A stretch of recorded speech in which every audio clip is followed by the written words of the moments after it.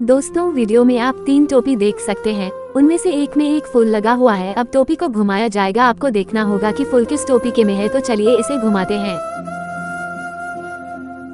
दोस्तों ध्यान से देखिए, नहीं तो आप बोल नहीं सकते। बहुत ध्यान से देखिए।